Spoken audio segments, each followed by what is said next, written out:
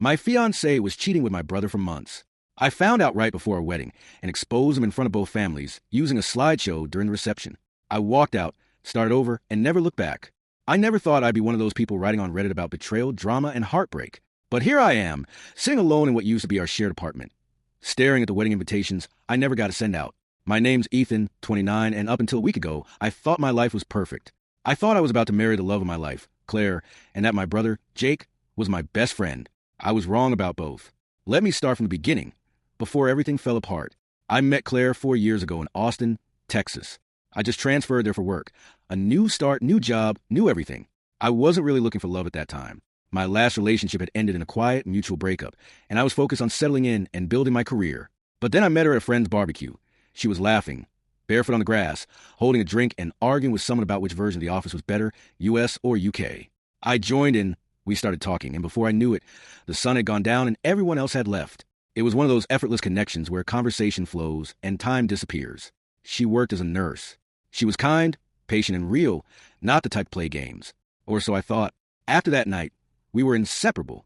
Our relationship was easy, like breathing. We moved in together after a year, and it just felt right. We supported each other. She handled the emotional stuff, and I handled the practical. I cooked. She decorated.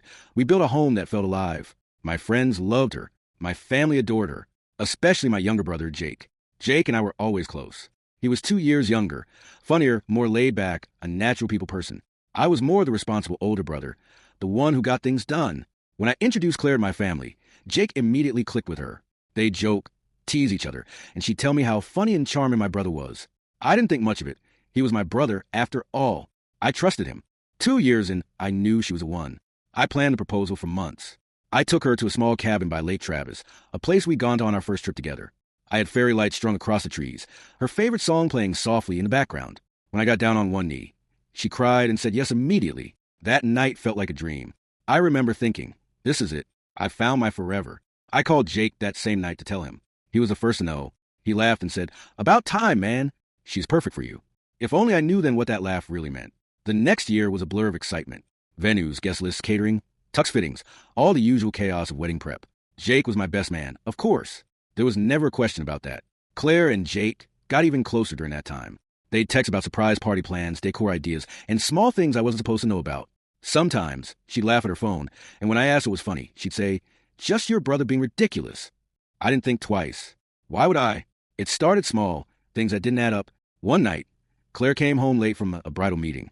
I was half asleep on the couch, and when she walked in, I noticed her hair was messy, her lipstick smudged. She said she'd been helping a friend pick colors. I believed her, but something felt off. Then came the phone. She started turning it face down, locking it more often. I joked about it once, saying she was hiding memes from me. She laughed too loudly and said, "Please, Ethan, I'm planning your surprise." I wanted to believe that, so I did. A few weeks later, Jay came over to help me move some stuff. He left his phone on the table while grabbing us beers from the kitchen. It buzzed. Normally, I'd ignore it, but the message preview caught my eye. It was from Claire. "Can't wait to see you again. Last night was insane, face blowing a kiss." My heart dropped. Before I could react, Jay came back, grabbed his phone, and saw the look on my face. For a split second, he froze, then smiled. "Dude, it's not what you think," he said quickly. "She's talking about the party we threw last week." He laughed it off and changed the subject. I want to call him out, to demand an explanation, but my brain refused to accept what my eyes had seen. I convinced myself it was a misunderstanding. I told myself my brother wouldn't do that. She wouldn't do that. For a few months, everything went back to normal, or at least I pretended it did. We went cake tasting, picked wedding rings, and finalized a guest list. Jake was more involved than ever, and Claire seemed even happier. Then 1 week before the wedding, Claire said she wanted a quiet weekend with her friends. A mini bachelorette getaway. She left Friday afternoon. Jake said he had a work trip that same weekend. But when I opened Instagram late Saturday night, I saw something that shattered everything, a reflection. My friend had posted a story from a rooftop bar downtown. In the reflection of the glass behind her, I saw Jake, standing close to Claire, laughing, holding her waist. My heart stopped.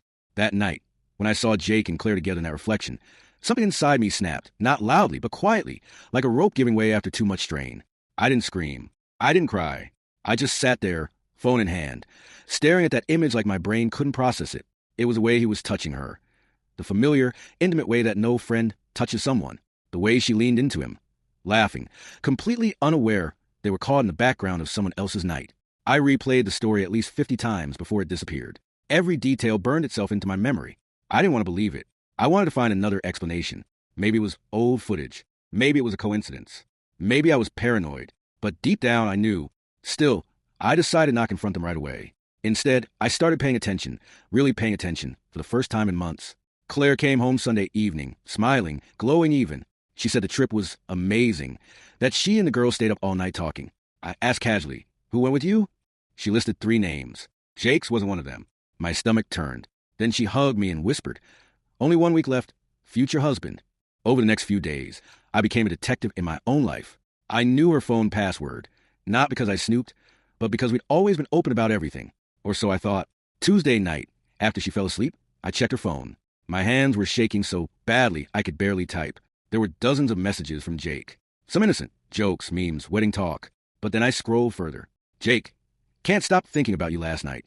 Claire, don't say that your grinning face would sweat what if he sees? Jake, relax, he won't. He trusts us too much.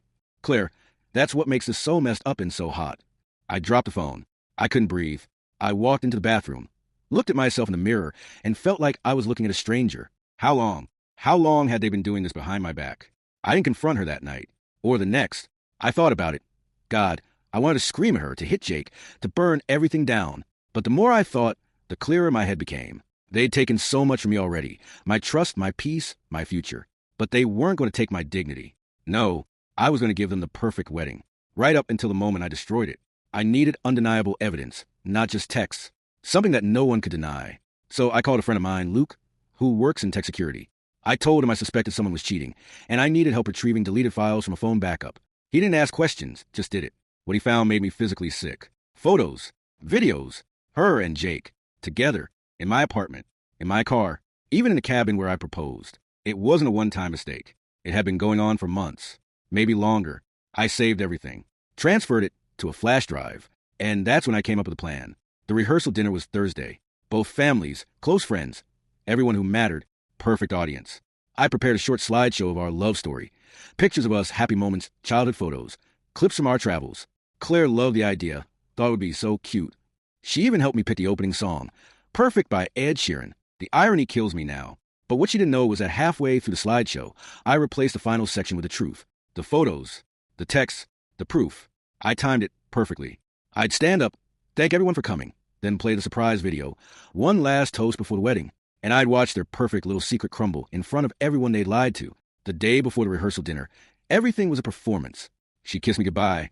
I kissed her back. She said, "I can't wait to marry you." I said, "Me too." Inside, I felt nothing but ice. Jake came over later to check on arrangements.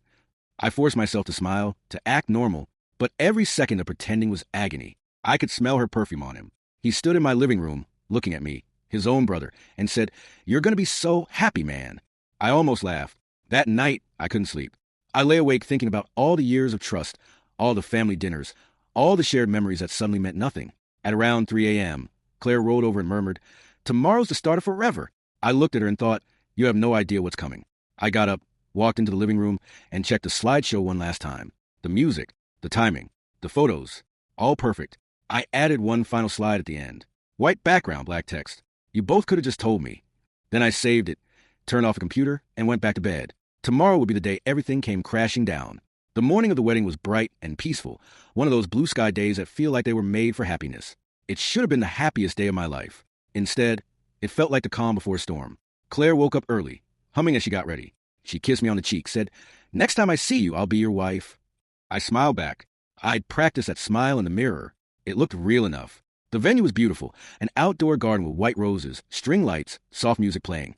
Guests were laughing, drinking champagne, taking pictures. Jake was there, of course. My best man. My brother. He handed me a drink and clapped my shoulder. "You nervous?" I looked him right in the eye and said, "Not anymore." He grinned, clueless. Claire walked down the aisle, looking like a dream. The kind of moment most men would remember forever. I remember it too, just for different reasons. When she reached me, she whispered, "You look so calm." And I said, "I've made peace with everything." The ceremony went by in a blur. I don't even remember what the priest said. I just remember her hand in mine, warm, trembling slightly when he said, "You may kiss the bride." I kissed her one last time, a goodbye disguised as a promise. Dinner, toasts, laughter, everyone smiling, oblivious. My mom cried during the speech Jake gave. "You're the best brother a guy could ask for," he said. I almost choked on my drink. Then it was my turn. I stood up, raised my glass, and said, "Thank you, everyone, for being here to celebrate this day with us. You've all been part of our story, every step of the way. And tonight, I want to share something special with you. A little video I made to show how far we've come." The crowd clapped. Claire smiled and squeezed my hand. The lights dimmed. The projector came on. It started like any wedding montage. Childhood pictures, vacation clips, cute selfies, her laughing in the kitchen, our dogs. People awed. My mom wiped her eyes. Then halfway through, the music faded. New photos appeared. A hotel room. Her face. Jake's face. Their hands. The text. "Jake, he's leaving early tomorrow. We'll have the whole night. Claire, I can't wait. You're so much better at keeping me happy." The crowd went dead silent. Claire froze. Jake stood up, pale as a ghost. And then came the photos, screenshots, timestamps, undeniable proof. The final slide appeared. "You both could have just told me." The silence was deafening. Claire whispered, "Please turn it off." Jake muttered something like, "Bro, I can explain."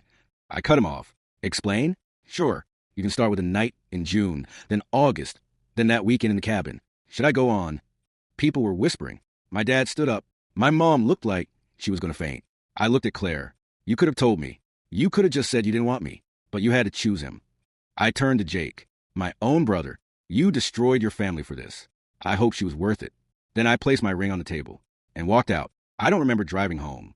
I just remember pulling over, screaming until my voice broke. Hours later, I got a text from my mom. "We're all in shock. Come home, please." Jake tried calling. I didn't answer. Claire showed up at my apartment 2 days later. I didn't open the door. She left a note. "I'm sorry. I made the worst mistake of my life. Please talk to me." I burned it. The story spread fast. Everyone in town knew. Jake moved out of state. Claire quit her job and left too. My parents barely spoke to each other for weeks. My mom blamed herself, said she should have seen it coming. I spent nights on the couch, staring at nothing. But with every passing day, the silence hurt a little less. Then one morning, I woke up and realized I was free. No lies, no pretending, no weight on my chest. Just me. I sold the house, took a month off work, traveled, hiked the mountains in Colorado, slept under open skies. And somewhere along that road, I stopped feeling angry. I stopped replaying the video in my head. It was like my life was a snow globe that had been shaken, and now, finally, the pieces were settling. 6 months later, I got a message from Jake. She left me, said she couldn't live with the guilt. "I just want to say I'm sorry, man." I didn't reply, because by then I'd already moved on, not to someone else, but to myself. I wasn't the man who got cheated on anymore. I was the man who rebuilt his life from ashes. And sometimes when I look back on that day, I don't think about the pain or the betrayal. I think about the moment I walked out, how calm I felt, like justice had finally been served. Because sometimes karma doesn't need to wait. Sometimes you deliver it yourself.